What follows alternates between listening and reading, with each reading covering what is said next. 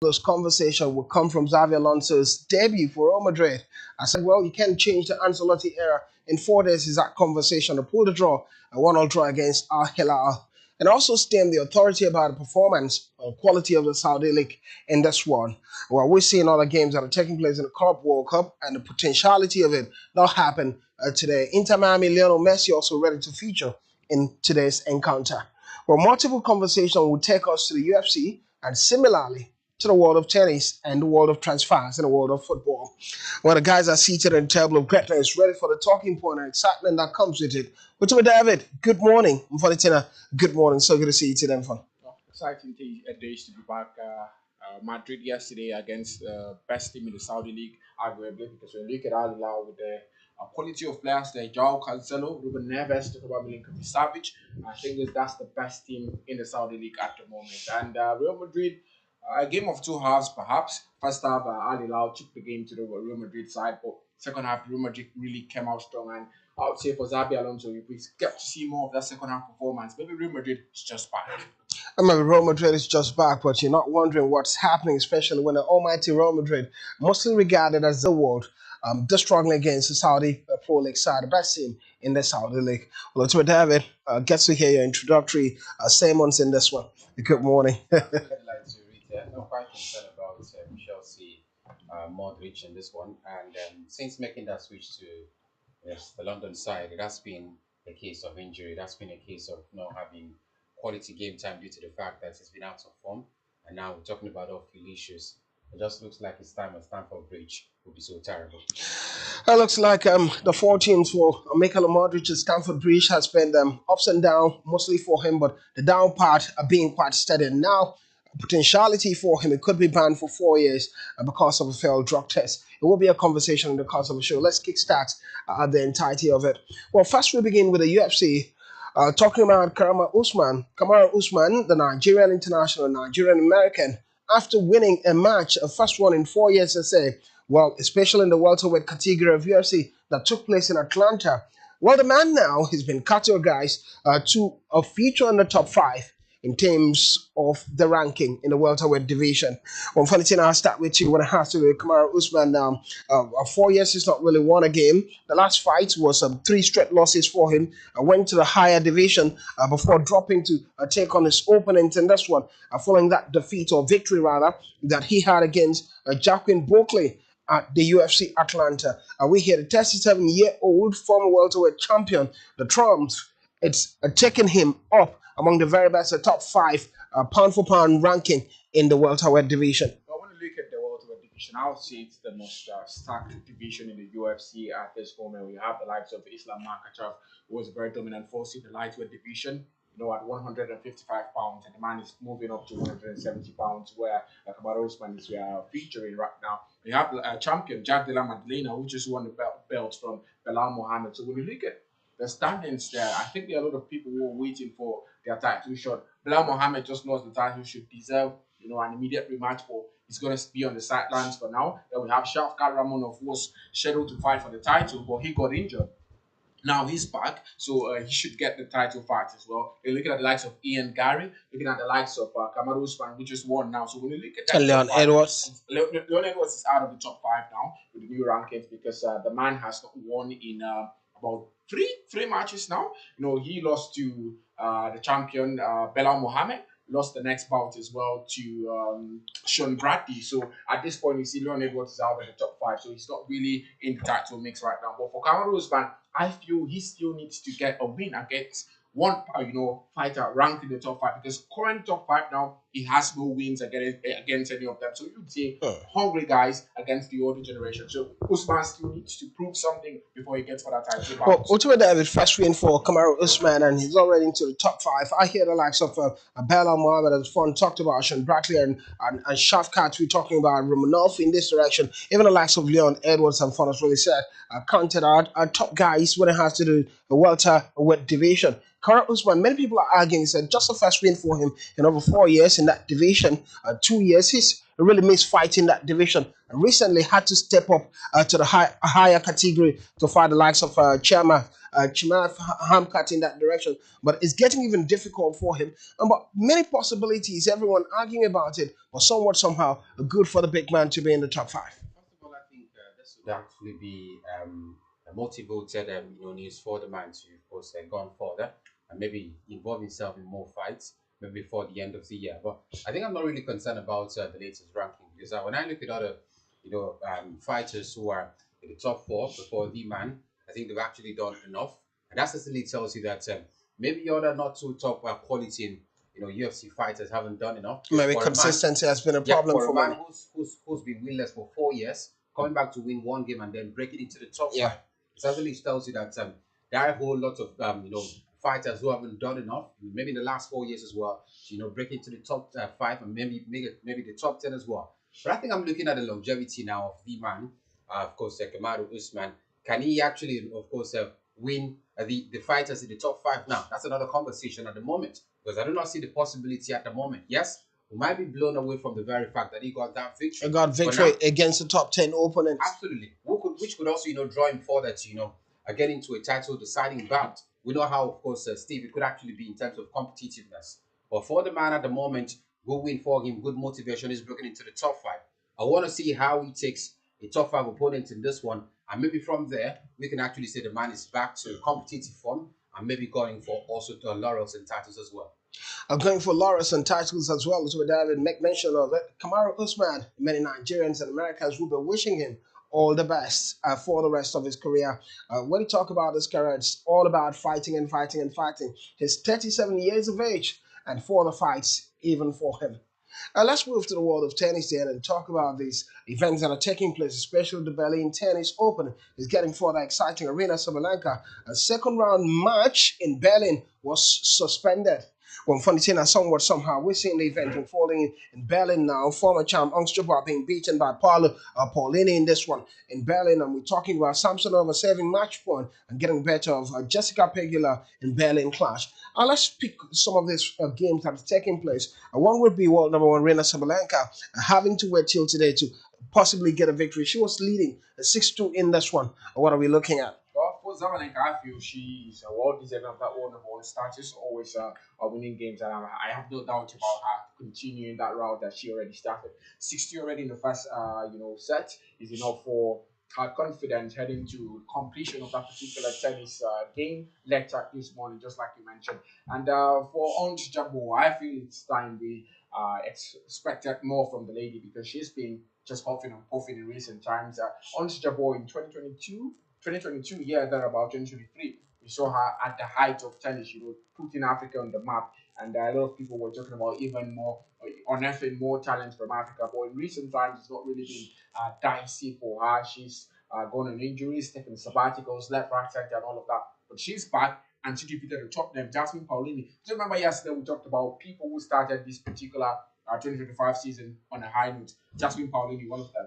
But in recent times, have been struggling. I don't know if it's the what would I call it now, fatigue getting to them because Jasmine Paulini not doing well at all. Madison Keys won, I think the Aussie Open. Yes, Yeah. Madison Keys won the Aussie Open, but recently she's been losing matches. So when you look at it, I feel it's just momentum for people who were not winning before. It's their time now to shine. So I'm just expecting us Jabor to be amongst those new set of winners coming up, and maybe we can start see her win more tour level competitions. And maybe we get to see Al Shabah get to win more tall level competition, but a conversation for the Tunisian, right? Yeah, Al Shabah, yeah, Tunisian for the Tunisian International representing Africa. I nearly got confused Morocco and Tunisia in this one. But the Tunisian International representing the Arab people and the African people is getting further exciting. That one concern we've always had about her has been the fact that she's always injured, that ankle injury and the knee injury, but somewhat somehow she's been able to stand tall and consistency would be a thing. So, David, let's talk about Paulo Badosa, the Spaniard international, getting better of Navarre in Berlin to reach the fourth quarter of 2025 tournament. Well, I think it's quite unfortunate for the lady Emma Navarro in this one because I look at her as one of the bright, talents, especially in all of the competition since last year up until now. But definitely, you also expect that they adapt this, and in moments like this, it will definitely test level of mental strength to Especially defend. against a quality opener like Paulo Absolutely, and Badosa. also an experienced opponent Yeah. as well. So it will test your quality, especially psychologically now, how you can actually bounce back, return back to victory in the next, top level competition and build up to a major Grand Slam. So I think for Emma Navarro, I think it's just a case of reality check for her now, temporary setback if you could also want to put it that way. And I'm looking forward to see what she can actually do from here. So when you're on a stretch of doing fine, doing quite well, and then you have one defeat, it could also, psychologically affect you. Maybe the next tournament, you never can tell what gets will happen. But I just want her to come back stronger and, of course, compete at the top level with all the top opponents at the WTA Tour competitions. Other WTA competition, it makes all the sense. And quickly, let's talk about the men's game. And when else to start, rather than talking about Danny Medvedev, he's had his fair share of struggles when it has to do with all these competitions. And now the Hala Open, showing class and dominance somewhat somehow. A 29-year-old hit the milestone by downing Quinton Hallis 6-2, 7-5 at the Hala competition. Hala's being beaten at Hala. It makes all the difference. That the Tara Woodman Open in Hala.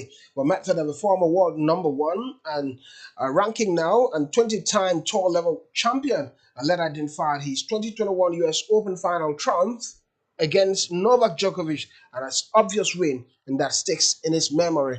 Ultima David, sadly for Danny Medvedev, just thinking about memory lane, how he got a victory 2021 now in the US Open, but consistency has been a thing for Danny Medvedev, but at Harley, he got early victory in this one. It's quite good for the man, and not facing a top opponent in this one, so it was expected.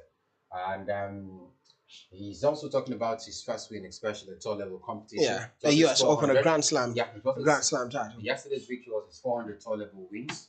But I think I'm quite disappointed because if you talk about a man who's gotten 400 wins, many will want to ask about the titles who's actually won as well. 400 wins is a whole lot. So you also Yeah, he's won have many to, titles. yeah, I know he's won but many maybe titles. not Grand Slam titles.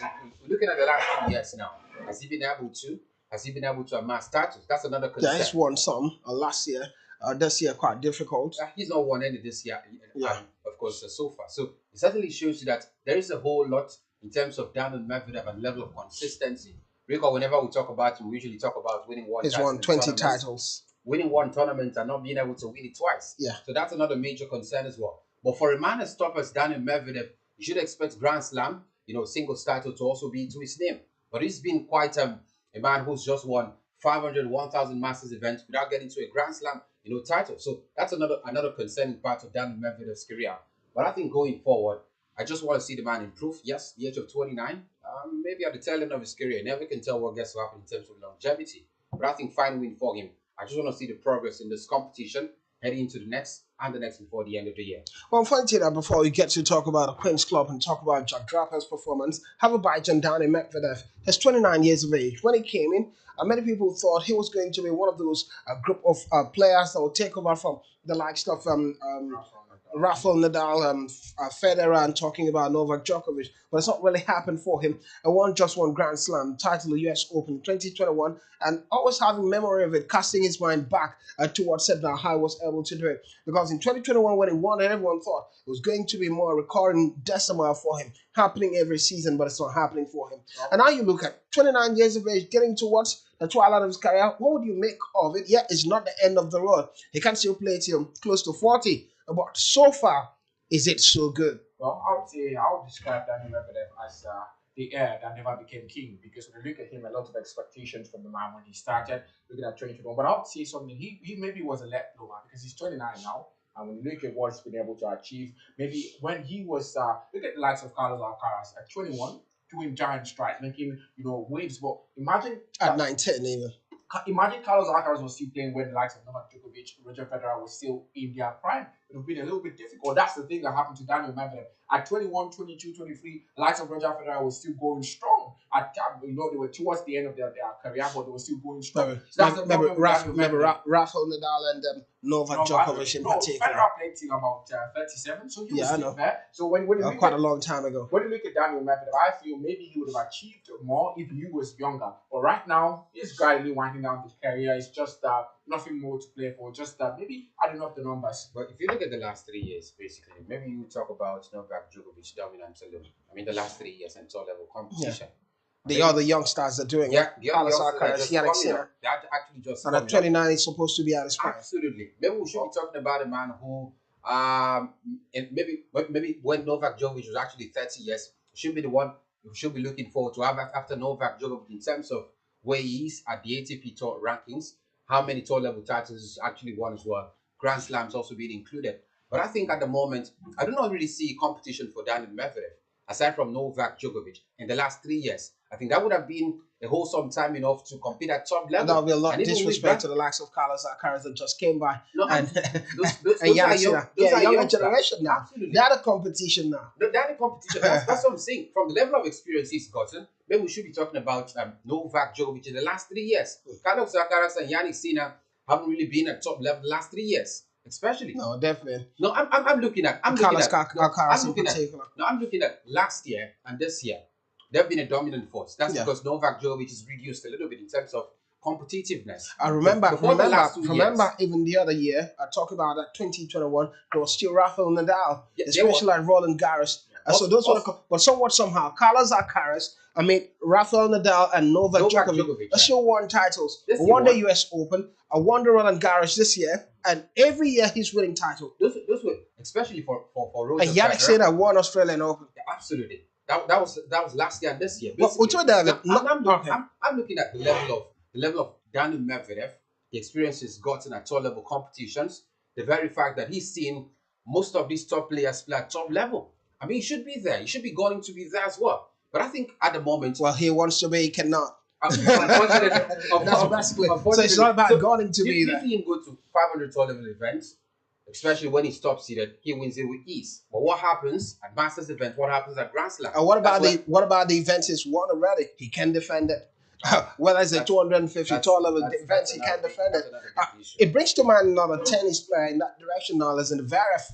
Well, I can't remember Alexander Zverev winning any Grand Slam title. No, he's not. Yeah, he's not won it. But when you want to categorize them, look at that generation. Alexander Zverev being part of it, and who else you want to talk about? Stefanos Tsitsipas is also there. Yeah, Stefanos Tsitsipas, and we're talking about them. The former Prince of Clare, they used to call him Prince of Clare. And what's his name now? Oh, he's not been had a race injury. He's not been on the scene for a while. We've not talked about him. Yeah, definitely. And that's what happens when you're not performing at the highest level. We got to forget about you quickly. Well, we get to recall his name, and when he recall the name, we'll talk about it. The Prince of Clare he was, but sadly, Carlos Alcaraz seemed to be now the Prince of Clare. And well, before you get to talk about football stories quickly, let's go to the Queen's Club Open. Jack Draper had to dodge a disaster, surviving purpling at the Queen's. Well, Unfortunately, this one goes to you. The Queen's Club, not the biggest of competition. Look at 500 tall level competition, the women's category, the men's category. Now we're talking about Jack Draper. It seems like a tournament. Jack Draper can go all the way, win it. Had to have to survive this one against Popperin, but somehow he survived it. Unfortunately for him, you have Carlos Alcaraz in that same competition. So no matter how small it is, you have the current world number 2 with you. So we've seen Carlos Alcaraz falter his line, especially at smaller competition. Yeah, but at the end of it, I would say Jack Draper has had a solid year, a good start to the year. So let's just see. I feel he has momentum on his side. There's nothing that's that makes a player more confident than having momentum. When you've won something the last 2 times, when you go into the next one, you're going to be very confident. That's what's working for Jack Draper at this point. So I feel he might just go maybe to the semi-finals or the final when he gets to face Carlos Alcaraz. Well, many hopes for Jack Draper there. Frontier thinking he might go to the semi-finals and probably get first Carlos Alcaraz, but he thinks Carlos Alcaraz will get a better of Jack Draper at the end of it. I don't know if you told David shares in that sentiment. Well, I think I'm just happy that he's just one of the very few British players who are doing quite well. Yeah, especially this year. Yeah, this even start this year. It started last year, the tail end of last, I think, around October, November, where he broke into the top 5 or the top 10 rather of the ATP rankings. And I was actually looking at level of longevity, how far he can stay there. But he's been able to sustain it even up until this year. So it certainly shows you there have been some massive improvements from Jack Draper. I just wish other British contingent can actually follow suit as well. I mean, in recent times, we've talked about bulk of the British players only playing in British competitions, dominating over there. I mean, the likes of Cathy Bott and the rest of them. A lot easier hometown. Absolutely. So Jack Draper has been quite a different team in this particular mix. And I just wish he can actually sustain it till maybe next year, never contest in terms of being at the top 10 of the ATP rankings. Many hopes for Twitter on Jack Draper, and hoping that it becomes a shining light from a British point of view and moving even further. But before we get a shine ourselves, we'll go on a quick break, and when we're back, it will be football stories all around the world, looking at a Nigerian point of view and the club walker who's shining there as we shine with them. Don't go anywhere.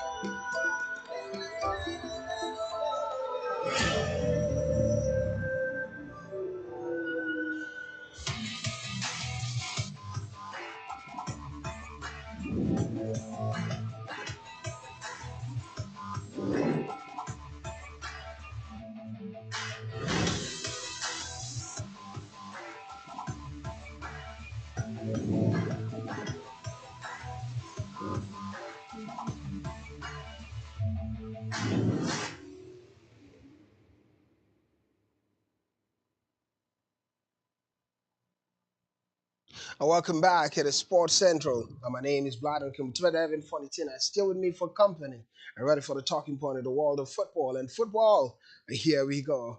Well, first, let's begin from the home side and talk about the Nigerian Premier Football League and some of the teams that are preparing for the next season and what could happen for that. Well, the information we're getting is that Aimba Football Club they resume training on Friday, preparation for the 2025 and 2026 season, according to information making rounds set for Friday, June 20th, 2025.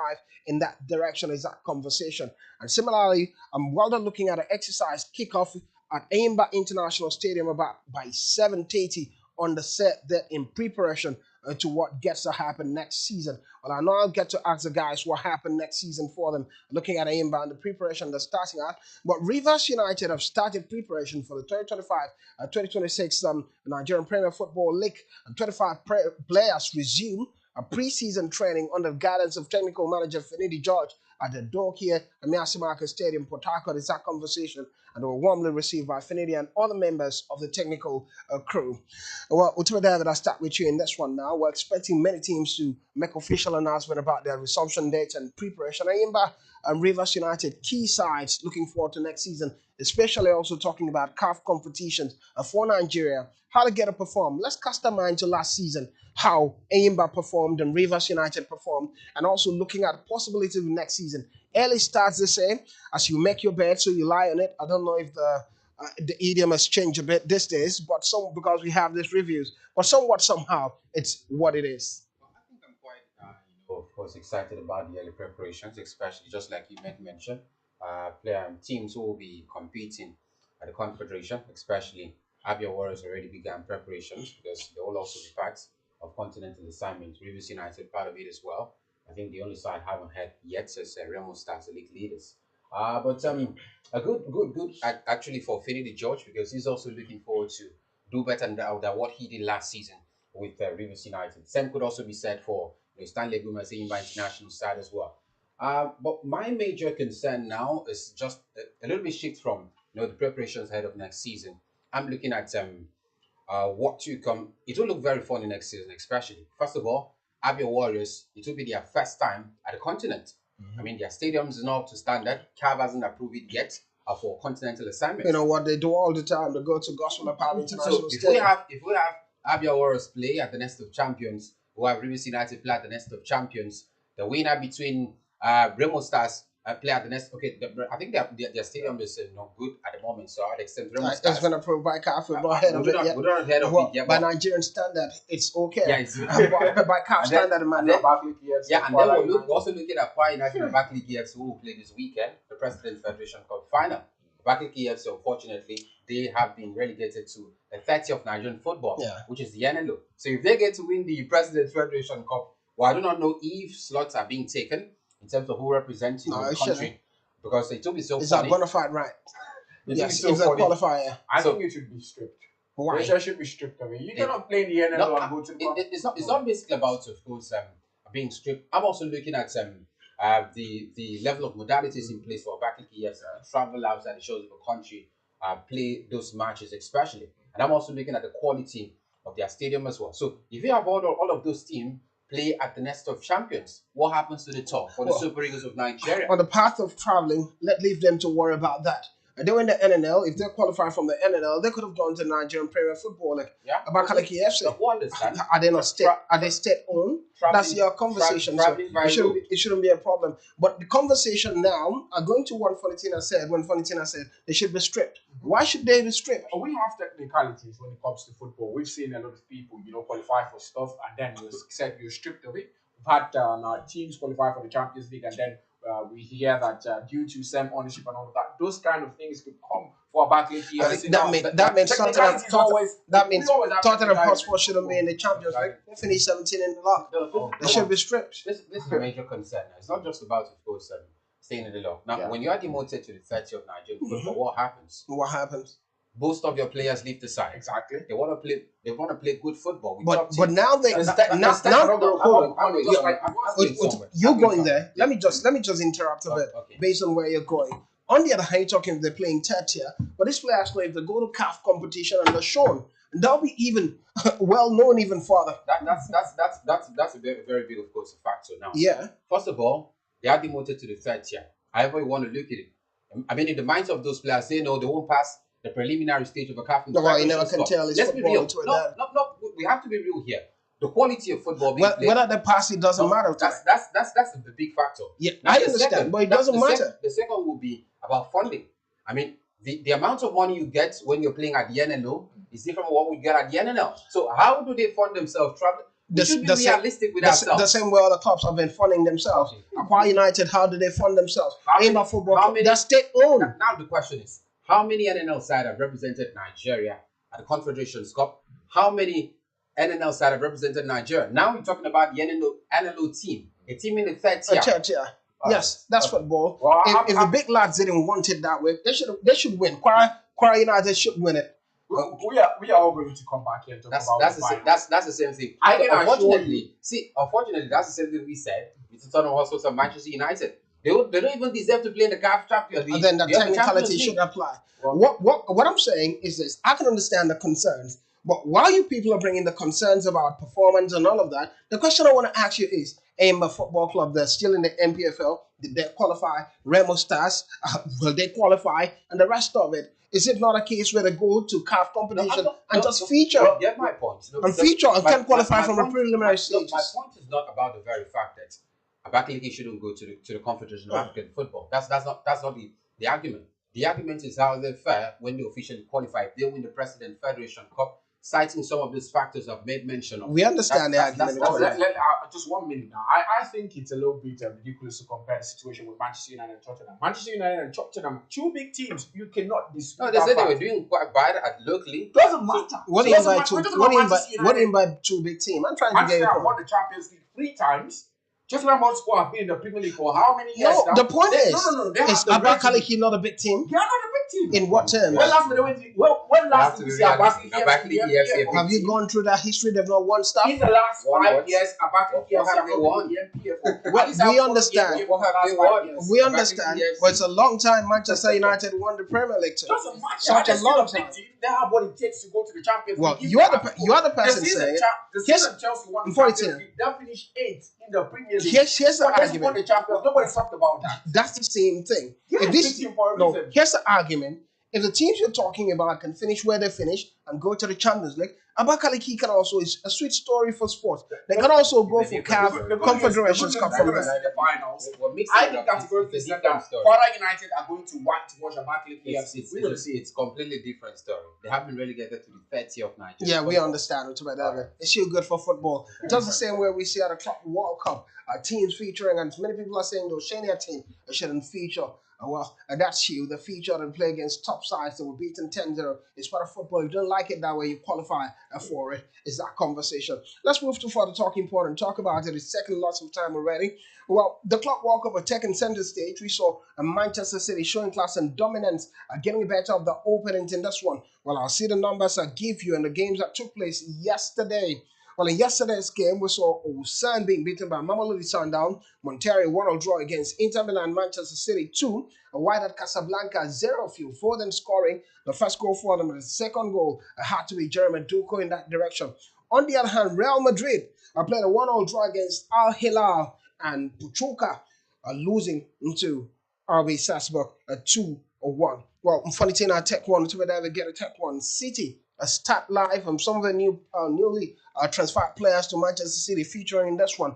Erling Haaland had to come from the bench in this one, but a good win for Pep Guardiola's side against an African side, Wydad at Casablanca. A good win for Manchester City and Pep Guardiola. I saw Rodri coming off the bench in the second half, and of course, the fans were actually cheering the man, and of course, Erling Haaland as well. So it shows you that they've actually got quality players as well. I was quite, maybe not disappointed about the man. Tijani Render starts at the side. I also understand the very fact that when you're making your debut for a particular football club, sometimes you could also be nervous in terms of passes. He had a few passes where it was actually misplaced, but a good start to life for him. I think I'm quite happy about the very fact that both of these players would have to acclimatize to the style of Pep Guardiola using the FIFA Club World Cup, which is also competitive. So going to the Premier League, it won't be like they're playing for a new side. They will actually gel with the side at the FIFA Club World Cup before the start of the league season. Also, good preparation. Taking my gear from that, I would say Manchester City also have a little bit of some worries now because Jeremy Doku, one of their only wingers, because when you look at Manchester City now, they are out of wingers. I don't know, for some reason, we don't have wingers at Manchester City anymore. The man Jeremy Doku got off injured yesterday in the first half after scoring that particular goal. So maybe just another chance for Pep Guardiola to go into the transfer window again to get a winger for himself. But then we have to. Well, injury is not permanent, so he'll get to recover. We don't know how serious it is. We are yet to get it doesn't mean the moment a player gets injured, you buy another player. But also, I would also like to point out Manchester City. Yesterday, we saw a system of play. Nico Gonzalez was bought in for £60 million in January. He didn't start yesterday. He didn't even come off the bench. My question is, what's the future for Nico Gonzalez? Because when you look at him, he was a shining light and also a Spaniard international now. So I was looking at him, I was thinking he's going to have game time for Manchester City. But Tijani Renders was just bought for yesterday. He started. Rodri had to come off the bench, but Nico Gonzalez has not been given this opportunity. Maybe we need to start asking Pep Guardiola some questions. Brought Jack Grealish for £100 million, never started. Pep Guardiola just like buying midfielders. What Manchester City playing him as a right back? Just defending Pep Guardiola, no matter how you look at it, just it's early days, he's got a whole long season. Erling Haaland didn't start equally. Nico Gonzalez was here last season, 60 million in January. Played his part last season, but he played. He didn't play. He didn't start up to 3 games last season. He didn't start. I even saw him in the Champions League start games. Come on. League? Yes. He didn't start up to 3 games. Well, you can't say that. You can't say that. Who started? I think I'm only concerned about Pep Guardiola, of course, and the players at his disposal now. A whole lot of midfielders. What are you using all of that for? Talk about Nico. Rodri's back now. Tijani Renders. We already have Kovacic, who have Matthews who's not doing. I mean, a whole lot of midfielders scattered. Gundogan is also still there. Bernardo Silva. What are you using all of those midfielders for? And now we're also looking at other areas where you need to strengthen, just Maybe like Bernard mentioned. last season it really The suffered wingers from have it really suffered from the midfield when Rodri so got Foden, injured. Maybe of he's course, is trying to also choke it there. up and make sure that They want to play in the midfield. he Last never night. gets to So suffer that. I think there's a lot of questions. We're going to see next season because there are a lot of questions to answer for that Manchester City A squad. lot of questions to answer for the Manchester City squad. The guys have spoken about it, but still looking at some of the games that took place early hours of the morning. Mane and Kansas are nating a brace for Juventus at the Spangler opening 5-0 in this one. Something to really talk about and look at what traction they have and think about it. Well, beating Al Ain in Football Club in this one. 5-0 games we're expecting today will be Palmeiras against Al Ahly, a second game for both sides after pulling draws in the first leg. We're talking about Palmeiras pulling a draw, I think, against FC Porto and Al Ahly pulling a draw against Inter Miami with Lionel Messi. Inter Miami, Lionel Messi takes on Porto today, and Seattle Sundowns of the United States of America against Atletico Madrid. Well, guys, just have a bite on it before we close. A big game to talk about it, most especially Al Ahly, Palmeiras. Come on, African champions, Brazilian champions. I think it's a big game to look forward to. It will be highly competitive and very physical as well. We know how Brazilians, especially when they're in the moment, how they play their games. Same could also be said with North African teams as well. So it will be an end-to-end stuff. I can't pick sides at the moment, but I just wish the African team wins it at the end of it. Well, many wishes for Twitter. Maybe Infantino will pick sides in this one. Inter Miami, Lionel Messi against FC Porto. The struggle against Al Ahly. Now facing Porto. First leg, Porto had to pick on themselves, not happy for pulling a draw. Now they face Lionel Messi's side. You think it's going to be an easy one for FC Porto? Well, good news for me is that Zanu is what's his name? Sanusi is back. You know, he was in the first Zaidu Sanusi. Zaidu Sanusi. I like mixing up that name. Zaidu Sanusi is back. He was on the bench for the first game, and the coaches talked about his return. He was out throughout last season, so now he's back, and he's looking forward to seeing how he can regain his place at the right back in the FC Porto team. I feel if he gets to start, Porto has an added advantage because he's a very good player. All right, he's a very good player. I wouldn't talk about this one. It seems like Atletico Madrid would get to win against Seattle Sundowns. Many would say it's football, but somewhat somehow, after Atletico Madrid fought at their lines in the first leg, being beaten by Paris Saint-Germain, how many 0-4-0 it was at the end of it, so you know what it means now. They'll take all the revenge and anger on Seattle Sundowns. I mean, while we hear from the FA in England that Chelsea's Mikhailo Modric is facing up to 4-year ban after doping charge. Well, let's have a bite on this one, Twitter, David. Mikhailo Modric, you opened the show with it talking about the disappointment for the player that touted to be one of the finest young talent from Ukraine. Arsenal and Chelsea were looking for him, and Chelsea got a victory in his transfer. But so far, it's not really worked out for him after failing the doping test. A possibility of a 4-year ban for him. Possibility, they say. Oh, I was having this discussion with Fonel in the morning where he said that my fellow model just come out to say those particular substances were not intentional. And it cast my mind back to Yannick Sinner's case where he was actually charged for doping, and then there was a situation where he said, "Yes, I never knew about it. It wasn't intentional." Well, investigation is still ongoing. So if it happens that it wasn't intentional, you still have to, of course, this is football. We know how they do things, especially. We haven't had any player, maybe as far as my mind or my memory can actually recall who came out to say the banned substance. But how disappointing is it for Mikhailo Modric? I think it's very, very disappointing because, first of all, he came all the way from Ukraine. Yeah. Don't forget that they're seen as a top talent. They were actually transferred to between Arsenal and Chelsea. At the end of it, he chose to go to Chelsea. Still didn't hit the ground running at Chelsea. Absolutely. When he started, But the talent was there. Yeah, he had a hope. He ran past the balls most times. Oh, come on. I think Mikhailo was not that bad at Chelsea. I'm not going to say that. I think his first I've never really seen any time he's been good at Chelsea. I haven't seen any game where he's so good at Chelsea, yeah. I think it was more like being nervous at the Premier League at some point.